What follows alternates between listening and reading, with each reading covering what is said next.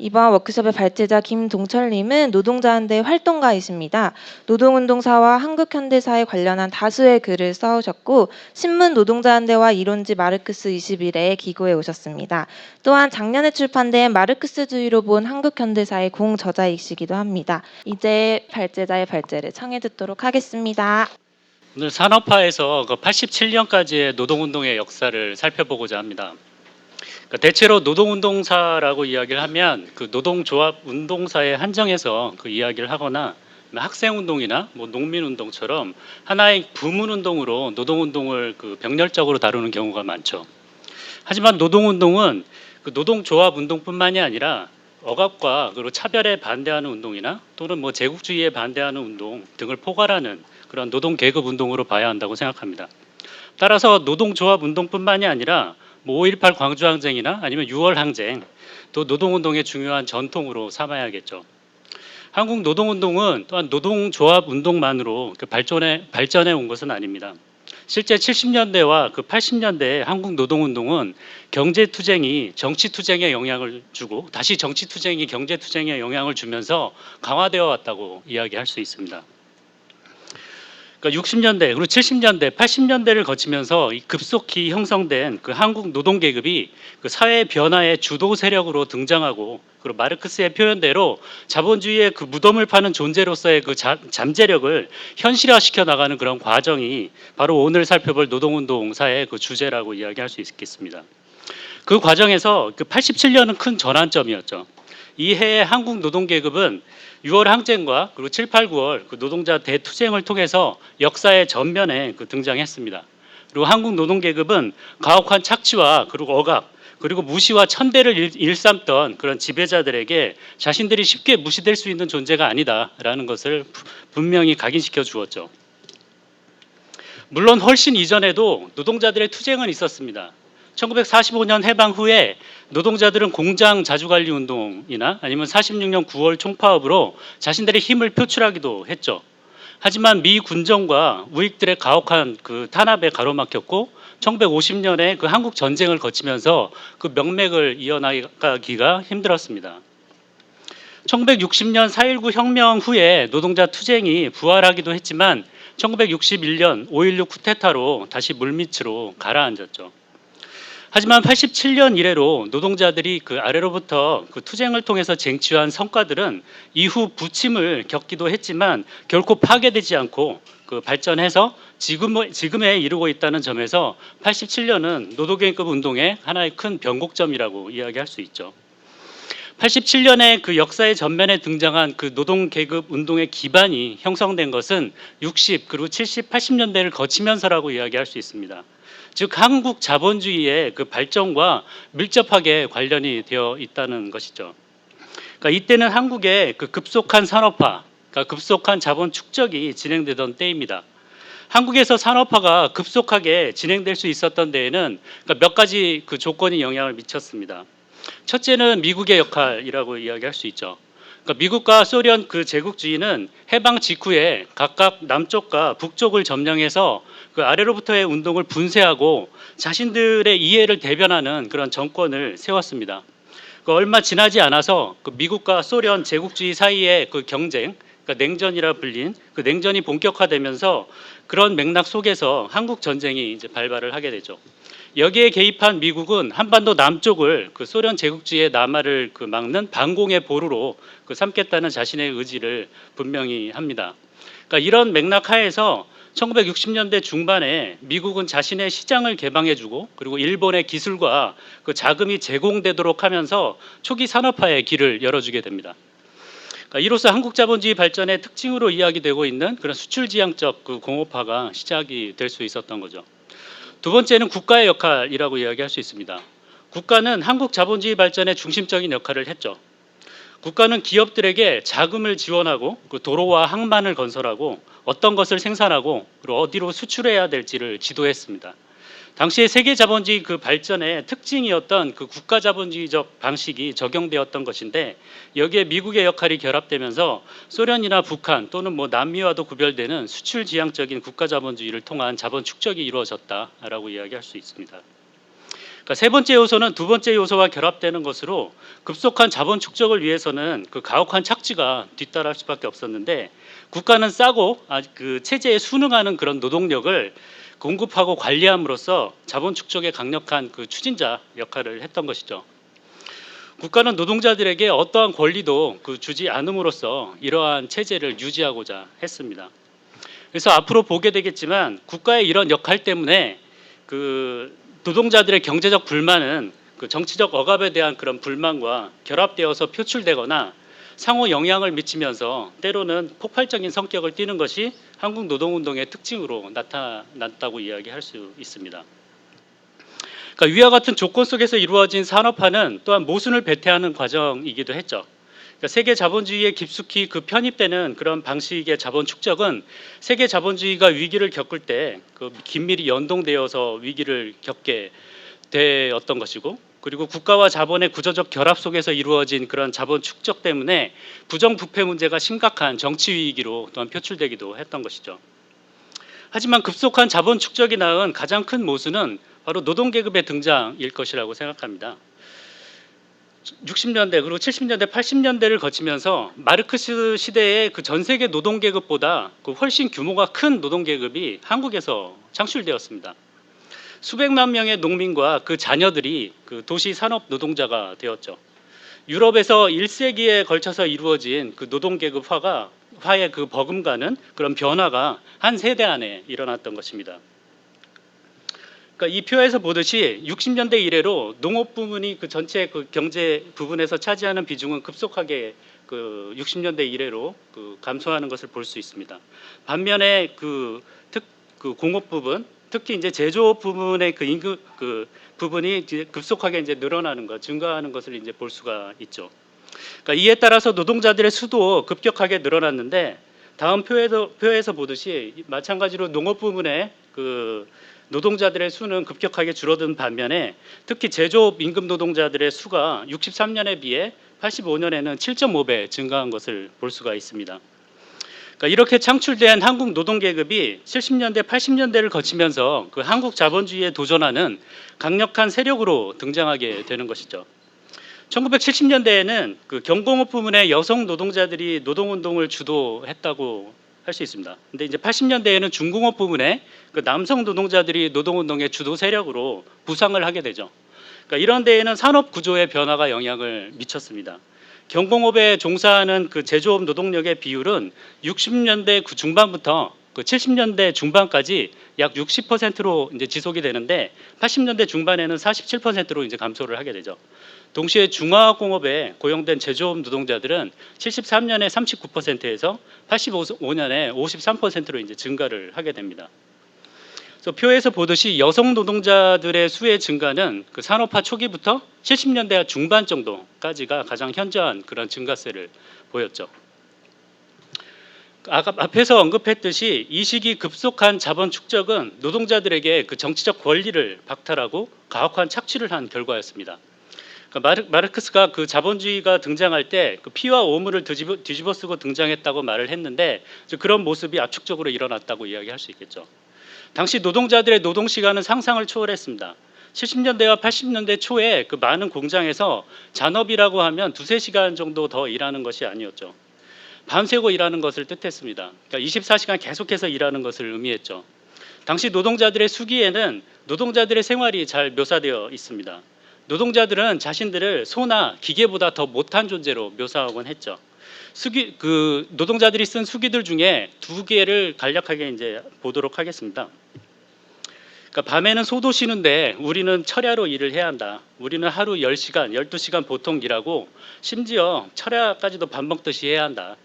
아침에는 지친 몸을 간신히 일으켜 하루 종일 먼지나고 시끄럽고 욕설이 난무하는 현장에서 시달리다가 밤에 돌아오면 축 늘어져서 닦을 기분도 밥 먹을 생각도 나지 않는다. 매일매일 이런 생활을 반복하다 보니 야 기계보다 못하구나 하는 생각을 갖지 않을 수 없다. 이렇게 살다가 언제 쓰러질지 모르겠구나 하는 생각을 갖지 않을 수 없다. 또 한편에서는 하루 중 깨어있는 거의 대부분은 공장에서 보내야 했고 나머지 시간에 밥 먹는 일도 그리고 양말 하나 빠는 것도 하다못해 잠자는 것도 모두가 내일 공장에 가기 위한 준비였다. 우리들은 마치 돼지가 주인에게 자기 몸을 주기 위해 살찌우는 것과 같이 일하기 위해서 밥을 먹고 일하기 위해서 잠을 잤다. 모든 기름이 우리 몸에서 다 짜내졌을 때 우리는 쓰레기같이 버려진다. 1976년에 해태제과 여공들이 그 노동청에 그 제출한 탄원서에는 하루 12시간만 일하게 해달라. 또 일주일에 하루만은 좀 쉬게 해달라라는 내용이 주요 내용일 정도로 노동자들의 생활은 열악했죠. 노동자들은 자신의 이익을 지키기 위한 어떠한 권리도 인정받지 못한 채 공순위 또는 뭐 공돌이라는 그런 천대까지 받으면서 일해야 했던 게 당시 상황이었습니다. 하지만 당시 노동자들을 불쌍한 노동자들 또는 힘없는 노동자들이라고 보면서 시혜를 베풀어야 하는 어떤 대상으로만 취급하는 시각은 잘못됐죠.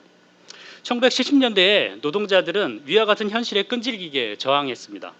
그리고 이러한 저항이 학생들의 투쟁이나 아니면 민주주의 투쟁에 영향을 미치고 다시 이것이 노동자 투쟁을 고무하면서 전체 노동계급 운동이 강화되면서 발전해서 87년 6월 항쟁과 7, 8, 9월 노동자 대투쟁으로 이어졌다는 시각으로 봐야 하죠. 그러니까 이런 역동적인 과정을 같이 살펴보겠습니다. 가혹한 착취와 억압에 대한 최초의 저항은 1970년 11월 13일 전태일의 분신으로 표출되었습니다. 전태일은 근로기준법을 준수하라. 우리는 기계가 아니다. 일요일은 쉬게 하라. 노동자들을 혹사하지 말라 등을 요구하면서 자기 몸을 불살랐죠. 전태일의 희생은 물밑에 가라앉아 있던 노동자들의 현실을 드러냈고 많은 사람들에게 저항 정신을 불어넣어주는 것이었습니다. 그리고 소수의 노동자들 사이에서 저항을 효과적으로 하기 위해서는 집단적이고 체계적인 노력이 필요하다라는 의식이 자라나기 시작했죠. 그래서 당시 노동조합은 국가에 의해서 만들어지고 그리고 통제되고 있었기 때문에 그 노동자들의 이익을 지키기 위해서는 국가와 그리고 사장들로부터 독립적인 그런 노동조합의 건설의 필요성은 절실했다고 할 수 있습니다. 그래서 1970년 11월 27일에 전태일의 영향으로 그 청계 피복 노동조합이 결성된 데 이어서 72년에는 동일방직 그리고 70년대 중반에는 방림방적이나 YH 무역 같은 그런 데서 그 노동조합이 건설되고 그것을 지키기 위한 투쟁들이 이어지죠. 그러니까 이러한 움직임에 대한 국가의 탄압이 집요하게 진행이 되었기 때문에 노동조합을 지키면서 그 노동자들의 이익을 방어하기 위한 투쟁은 금방 정치 사회적인 문제로 발전하기도 했죠. 특히 1978년 동일방직 노동자들의 투쟁은 사회적으로 큰 영향을 미쳤습니다. 중앙정보부까지 개입해서 노동자들에게 똥물을 뒤집어 씌우는 등 온갖 탄압을 가했지만 노동자들은 끈질기게 투쟁을 이어나갔죠. 그러니까 이 투쟁의 영향을 받아서 학생들이 투쟁에 나서기도 했고 노래 아침 이슬을 만든 김민기 씨 같은 경우에는 뭐 공장의 불빛이라는 그런 뮤지컬 같은 것을 이제 만들기도 했죠. 앞에서 이야기했듯이 1970년대에는 주로 여성 노동자들이 투쟁을 이끌었습니다. YH 무역 노동자들의 투쟁도 이 선상에 있었다라고 이야기할 수 있는데요. YH 무역은 한국 자본주의 발전의 모순을 잘 보여주는 회사였습니다. YH 무역은 1966년에 미국에 가발을 수출하기 시작하면서 성장을 지속했습니다. 그리고 70년에는 수출 1천만 달러를 달성하고 72년에는 고액 소득자 순위에서 사장인 장용호가 8위에 오르면서 급속히 이윤을 확대해 나갔죠. 물론 이러한 성장의 이면에는 노동자들에 대한 가혹한 착취가 있었습니다.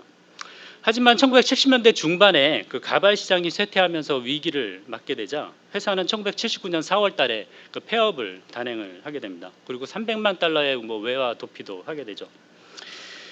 이렇게 위기의 대가를 떠넘기려는 시도에 맞서서 그 노동자들은 투쟁에 나섰습니다. 농성이 시작되자 경찰이 공격해 들어왔고 노동자들은 투쟁을 방어하고 지속하기 위해서 당시 야당인 그 신민당사에서 농성하기로 결정을 했죠. 노동자들이 신민당사에 들어간 지 24시간 만인 8월 10일에 그 청와대에서 열린 고위 대책 회의에서 강제 해산 결정이 내려졌습니다. 그 8월 11일 새벽에 1000여 명의 경찰이 그 동원되어서 강제 진압에 나섰죠. 그리고 이 과정에서 그 YH 노동자 김경숙 씨가 이제 사망을 했죠.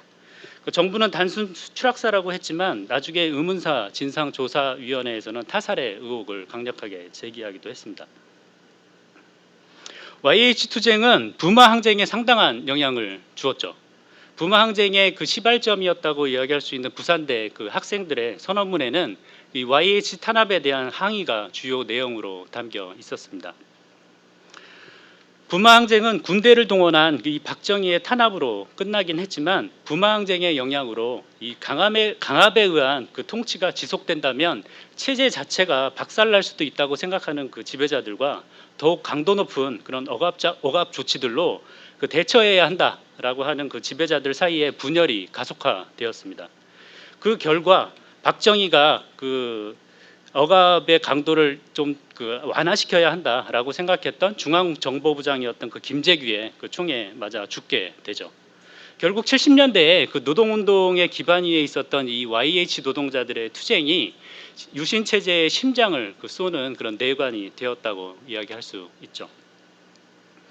박정희의 죽음으로 열린 그 정치적 공간을 뚫고 노동자들의 투쟁이 폭발적인 모습으로 터져 나오기도 했습니다. 1980년 그 4월 달에 3천여 명의 그 사북탐광 노동자들과 그 가족들이 그 지역을 장악하고 그 임금 인상 등을 요구하면서 투쟁에 나섰죠. 하지만 투쟁은 그 지역을 넘어서지는 못했습니다. 착취와 억압의 박정희 체제를 유지하고자 하는 그 전두환에 맞서서 끝까지 저항한 것은 그 광주 민중들이었죠. 전두환을 막기 위해서는 노동자 그 대중들의 광범한 저항이 중요했지만 노동자들이 역사의 그 전면에 등장하기 위해서는 시간이 더 필요했다라고 이야기할 수 있겠습니다. 결국 전두환의 끝까지 저항했던 그런 광주 민중의 항쟁은 무력으로 짓밟히고 말았죠. 그러나 광주 민중 항쟁은 물리적으로 그 패배하긴 했지만 정치적으로는 그렇지 않았다라고 이야기할 수 있습니다. 1980년대에 그 노동계급 운동은 광주 항쟁을 계기로 해서 정치, 조직적으로 더욱 강해지게 되죠. 광주 항쟁의 여파로 군부 독재에 목숨 걸고 싸우고자 하는 그 많은 투사들이 생겨났습니다. 노동계급의 중요성을 인식한 투사들도 증가하기 시작했죠. 전두환의 봉합 속에서도 노동자들의 저항도 끈질기게 진행이 되었습니다. 전두환 정권이 70년대에 건설한 민주노조를 파괴하려고 하자 이에 맞선 그 원풍모방의 노동자들은 82년 10월까지 격렬하게 저항을 하기도 했습니다. 매우 폭압적인 분위기 속에서도 영등포 일대에서는 격렬한 가두 시위를 벌이기도 했죠. 83년에는 82년에 비해 노사분규가 증가하기 시작했습니다. 전두환 정권은 폭압만으로는 대중을 통제하기 힘들다는 것을 인정하지 않을 수 없었죠. 그래서 그 83년 12월 달에 유화 조치가 이제 취해지는데 이런 유화 조치는 이런 점증하는 저항의 분위기를 달래고자 실시되었던 것이죠. 군사 정권은 유화 조치로 저항이 사그라들기를 바랬겠지만 역사란 항상 그 지배자들이 의도한 대로 진행되는 것은 아니죠. 유화 조치는 투쟁을 더욱 고양시키는 역할을 했습니다. 학생들은 학생회를 건설하고 정권에 반대하는 투쟁에 나섰죠. 그리고 83년에 비해서 84년에는 노동자 투쟁과 노동조합 건설이 증가하기 시작했습니다. 결정적인 전환점은 그 택시 노동자들의 투쟁에서 나왔죠. 택시 노동자들의 투쟁은 대구를 중심으로 해서 시작이 됐습니다. 대구에서는 거의 폭동의 수준까지 이르러는 그런 굉장한 그 투쟁의 힘을 보여줬죠. 그 대구를 시작으로 해서 이 투쟁은 전국적으로 확산이 됩니다. 노동 조건 개선과 그리고 노동조합 건설이라는 성과를 따내죠. 대구의 경우에는 파업 당시 12개에 지나지 않던 노동조합이 단 2개월 만에 50여 개로 늘어나기도 합니다. 전국에 걸쳐서는 330개이던 그 택시 노동조합 수가 그 몇 달 안에 423개로 이제 증가했었죠. 투쟁은 다른 노동자들에게는 자신감을 주게 되고 정권에게는 정치적 타격을 가하는 그러한 역할을 했습니다. 이러한 분위기 속에서 치러진 85년 2월 총선에서 여당이 패배하면서 그 노동자들의 저항의 분위기는 더욱 고조가 되었죠. 85년 노동쟁의는 전년에 비해서 120%나 이제 급증하게 됩니다. 특히 대우자동차 파업과 그 구로 동맹 파업은 이후 폭발적인 그 노동자 투쟁의 모습을 미리 보여주었다고 이야기할 수 있습니다. 대우자동차 파업은 그 중공업 사업장 노동자들이 그 투쟁의 중심으로 떠오르고 있다는 사실을 미리 보여주었고, 그리고 여러 사업장의 그 조직적인 그 연대 파업이었던 그 구로 동맹 파업은 노동자 투쟁이 그 한 사업장에 머무르지 않고 더 뻗어 나갈 수 있는 그런 가능성이 있다는 것을 이제 보여주었죠.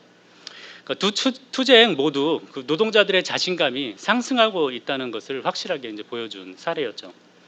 전두환 정권은 이 점점 증가하는 노동자들의 저항을 억누르기 위해서 탄압을 강화하기 시작합니다. 그래서 좌파와 학생운동에 대한 탄압은 노동자 대중의 이 심상치 않은 분위기를 잠재우기 위한 시도였죠. 그래서 86년도에 시국사범으로 구속된 사람은 4,610명이었습니다. 정부 자료에 의하면 86년의 구속자 수는 85년에 비해서 2.5배 늘어난 수치였죠. 그러니까 이때 발생한 것이 바로 부천경찰서의 성고문 사건이나 그리고 86년 10월 달에 있었던 그 1,500명 이상의 구속자를 낸 건국대 사태가 이러한 맥락 하에서 이제 벌어지게 된 것이죠. 그리고 이러한 연장선 하에서 87년 1월 달에 그 박종철 고문치사 사건이 이제 일어나게 된 것입니다. 광주 민중을 학살하고 집권한 정당성 없는 군부 독재 정권이 죄 없는 학생을 고문으로 죽인 일은 대중의 분노를 자극하기에 충분했죠. 평범한 사람들의 군부 독재에 대한 항의 행동이 늘어나기 시작했습니다. 학생들은 5월부터 가두 시위와 군부 정권에 항의하는 본격적인 그 정치 투쟁을 벌여나가죠. 6월에 들어서 학생들은 더 많은 그 사람들의 집회 참여를 조직하기 위해서 단식, 삭발을 포함한 선전선동을 이제 강화하기 시작합니다. 그리고 6월 9일에는 60대 이제 출정식을 열게 되는 거죠. 그러니까 여기에서 연세대 학생이었던 그 이한열이 경찰에 쏜 그 체류탄에 맞아 쓰러졌고 6월 항쟁의 또 다른 기폭제가 되었던 것이죠. 결국 6월 10일 날 그 마주보고 달리는 두 개의 열차가 충돌했습니다. 이날 잠실 체육관에서는 그 민정당 전당대회가 열렸는데 이때 그 전두환의 후계자로 노태우가 그 대통령 후보로 선출이 되죠. 전두환 정권은 대중의 그 요구와는 완전 정반대로 군부 독재를 지속하기로 결의를 했던 것입니다. 반면에 거리에서는 1960년 4.19 시위 이후에 최대 규모의 그 시위가 벌어졌습니다. 거리 곳곳에서 경찰은 그 무장 해제당하거나 사람들에게 곤욕을 치렀죠. 한 경찰 간부의 말처럼 경찰로서는 가장 힘들게 느껴졌던 하루였다고 할 수 있습니다. 22개 지역에서 수십만 명이 시위에 참여했습니다. 어떤 지역은 경찰이 아예 진압을 포기하기도 했죠. 사람들은 군부 독재에 맞서 싸워 이길 수 있다라는 자신감이 높아진 반면에 전두환 정권의 사기는 땅에 떨어졌습니다. 6월 13일 시국 관련 책임자들이 참여한 회의에서 전두환은 시위 대중은 사생 결단으로 나오는데 우리는 안 그런 것 같다라고 이야기할 정도였죠.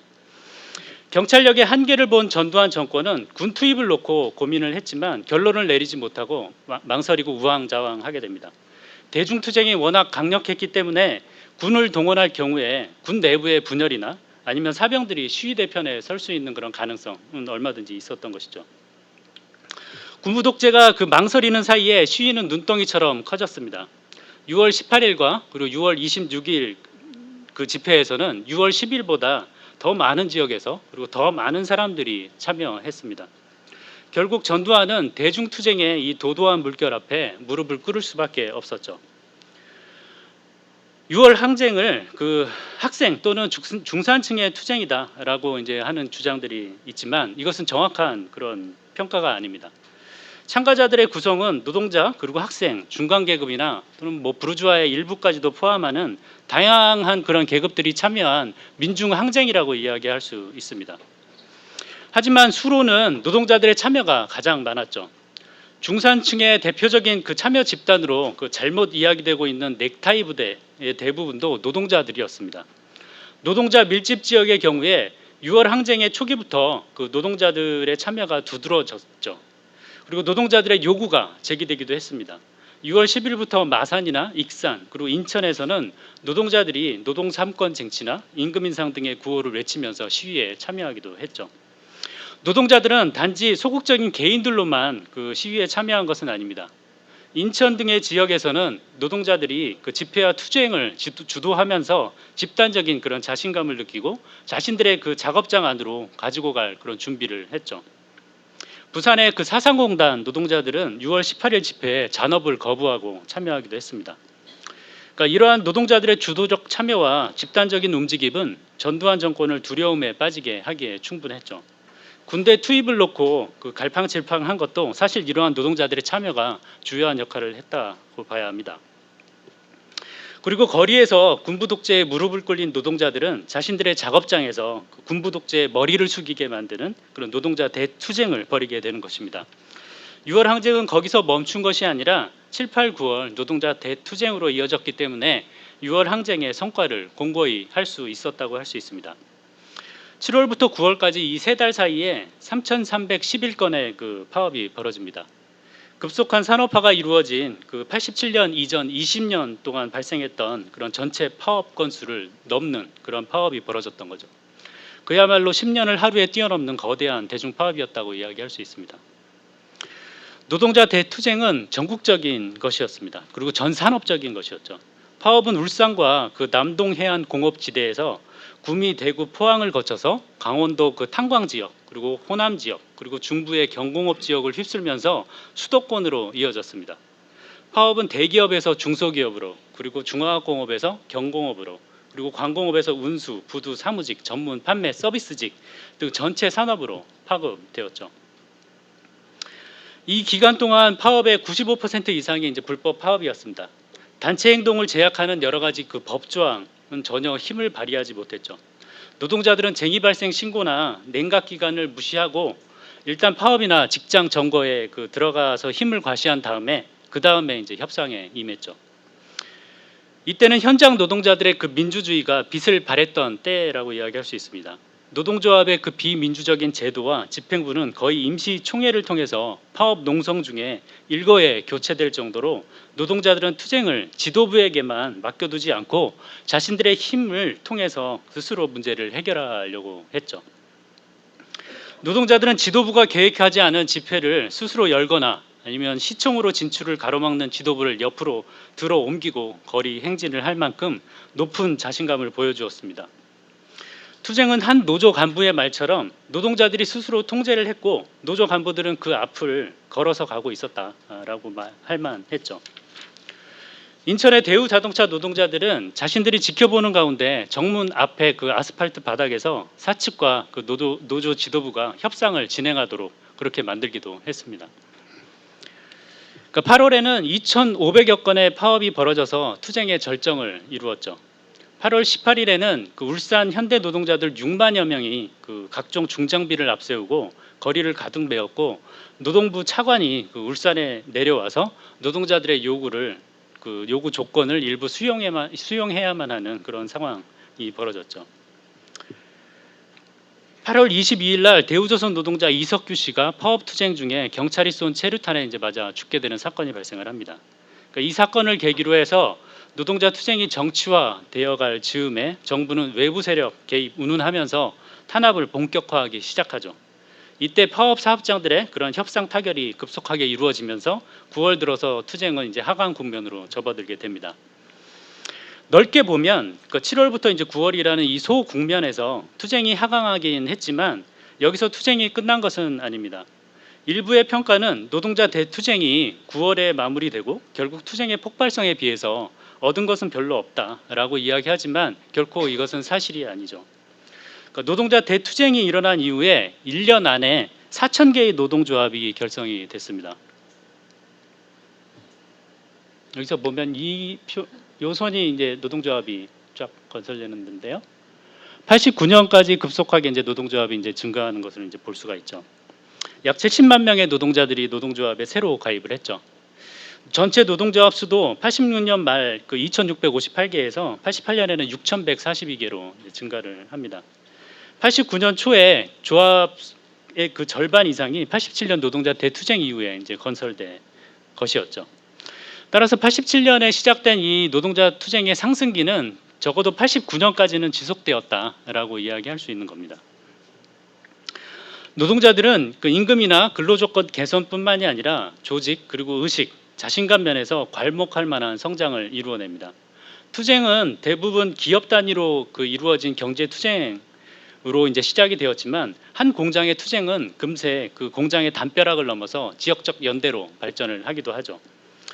그래서 현대그룹 그 노동조합 총연맹이 만들어지고 그다음에 지역 노동조합 협의회가 만들어지고 나중에는 전노협이 건설될 수 있었던 것은 그 결과물이었다고 이야기할 수 있습니다.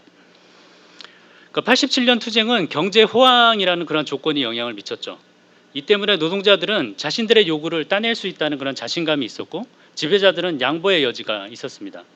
하지만 3조 호황이 끝나고 그 선진국과 그 후발 신흥공업국 사이에서 경쟁력을 키워가야 한다는 그런 압력이 커지면서 상승하는 노동자 투쟁을 억눌러야 한다는 지배자들의 필요 또한 커졌죠.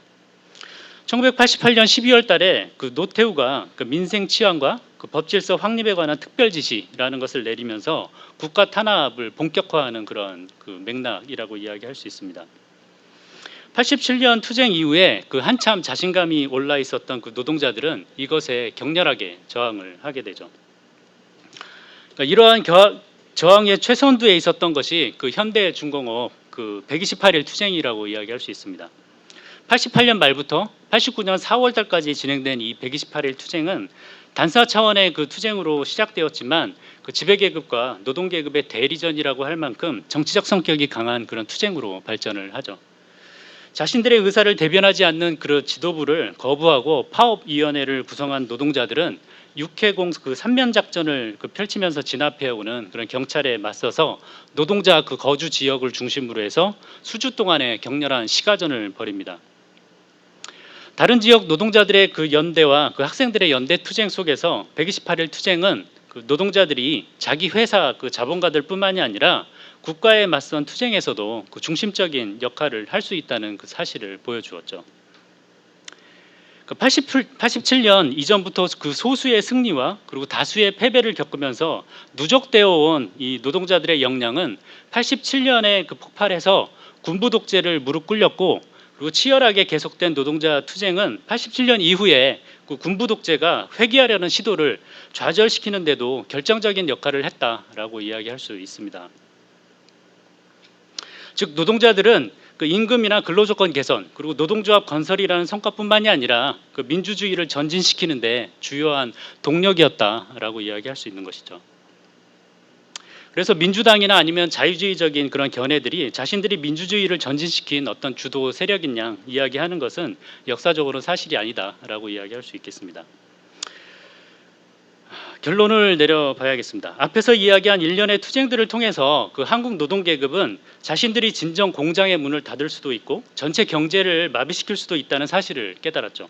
그리고 그들이 단결해서 대규모로 결집할 때 얼마나 그 무시무시한 힘을 발휘할 수 있는지를 보여주었습니다.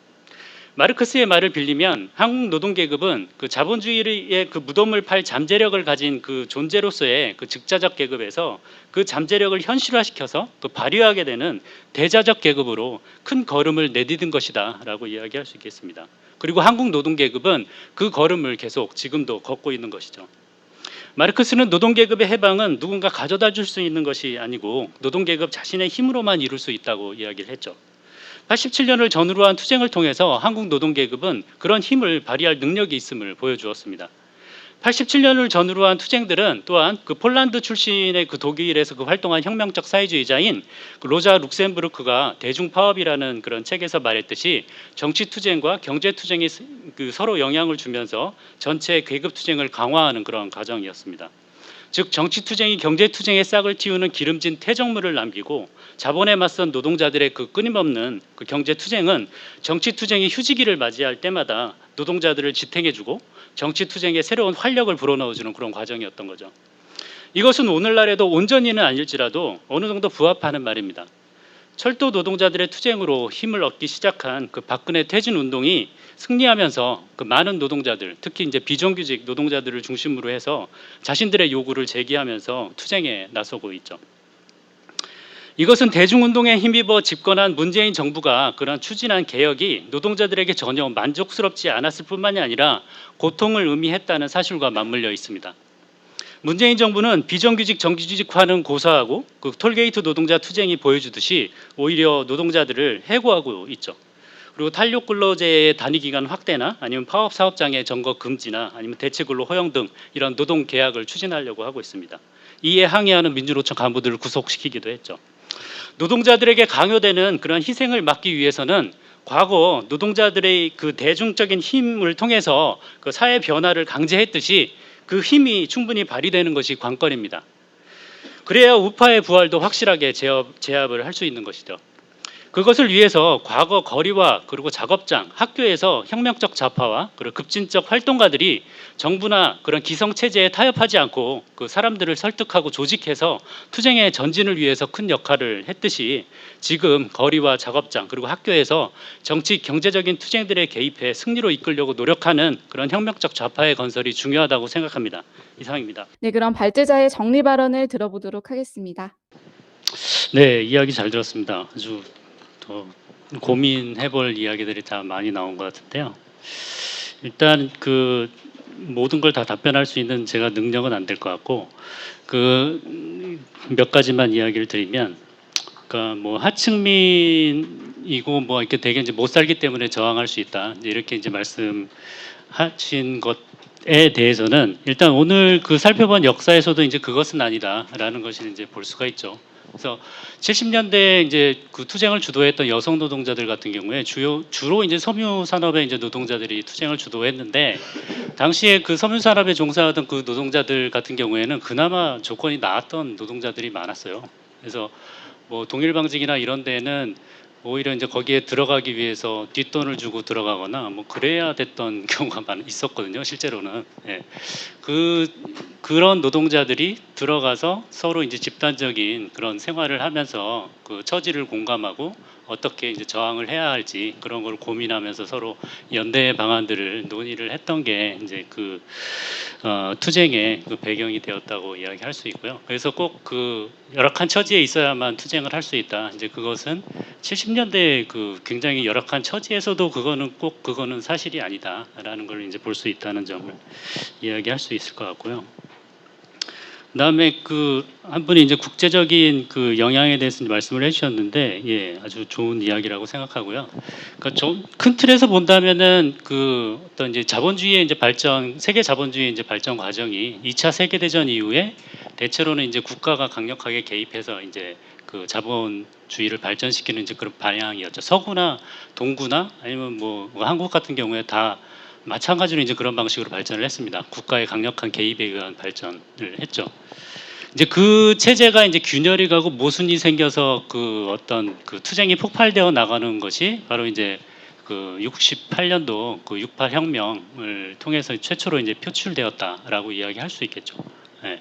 그 서구에서의 이제 그게 표출이 된 거죠. 이제 이게 한국에서는 87년도에 이제 표출이 되었다고 이야기할 수 있는 거고 이게 좀 후에 동유럽에서 그 89년도에서 91년까지의 동유럽이 붕괴되면서 민중 그 투쟁이 또 노동자 투쟁이 이제 벌어지게 돼서 그 동유럽의 정치 체제가 해체되어지는 그런 거까지로 연결이 되는 문제로 이제 바라볼 수 있겠죠. 좀 더 이제 큰 세계적인 틀에서 바라본다면요. 87년 투쟁을.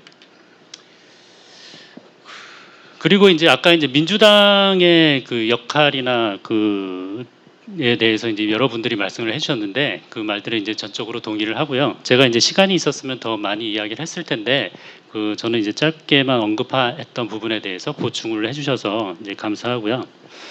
그 민주당 같은 경우에는 그 아까 이제 어떤 분도 말씀하셨듯이 6월 항쟁에서 그 뭐 특별한 역할을 하지는 못했죠.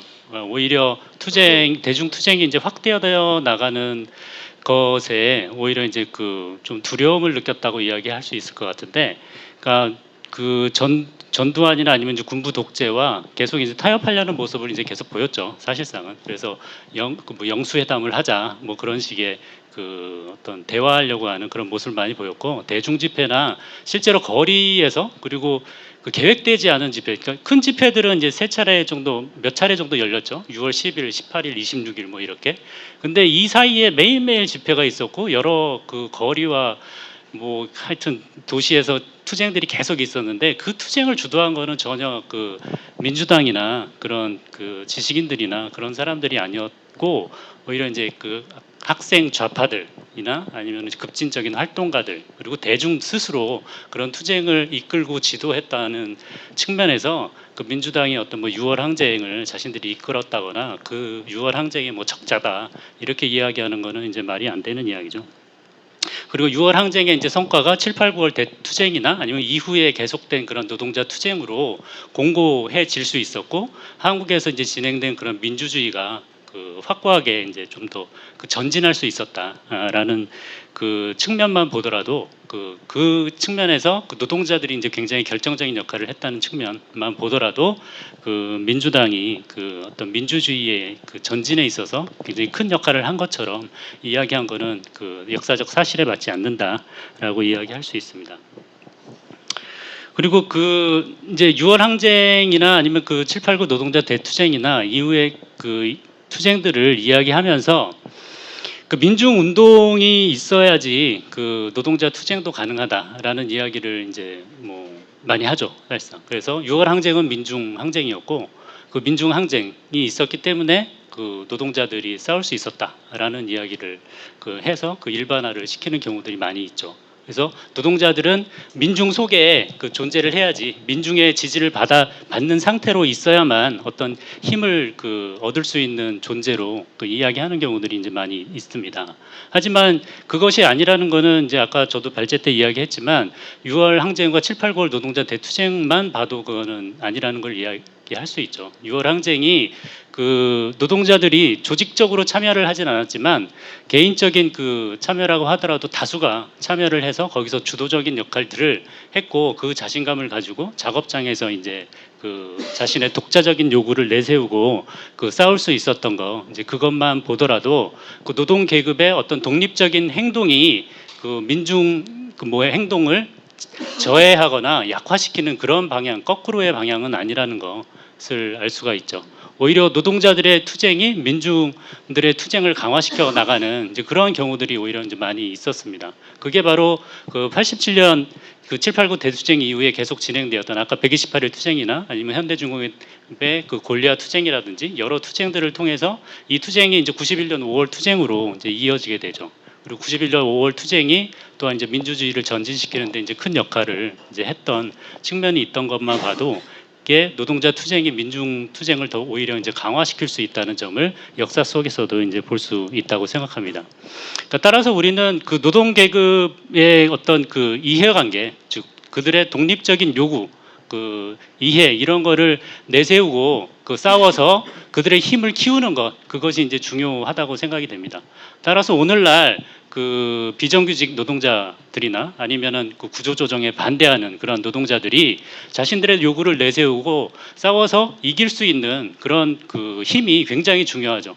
거기서 이겨내야만 우리는 그 좀 더 큰 그 노동자의 연대를 획득해 나갈 수 있고 더 나아가서는 정부나 정치권 그 정부나 아니면 국가에 그 대항해서 반대하는 그러한 행동들도 그 할 수 있다고 생각합니다. 그래야만 더 많은 요구들을 그 쟁취해 낼 수 있는 거죠. 즉 아까 이야기했듯이 제가 정치와 경제는 분리돼서 존재 꼭 해야만 하는 것이 아니라 그 투쟁 속에서 이제 결합되어야만 노동자들의 힘은 더욱더 이제 발휘될 수 있다고 생각하고 그 마지막에 제가 강조했듯이 그 과정에서 그 어떤 그런 87년에도 그 혁명적 좌파들이 그 역할을 했듯이 그런 이 혁명적 그 대안을 가진 그 좌파들이 그 투쟁에 개입해서 그 하나의 투쟁이라도 승리할 수 있도록 그 노력하는 것 그게 중요하다고 지금 현재로는 그렇다고 생각합니다. 이상입니다.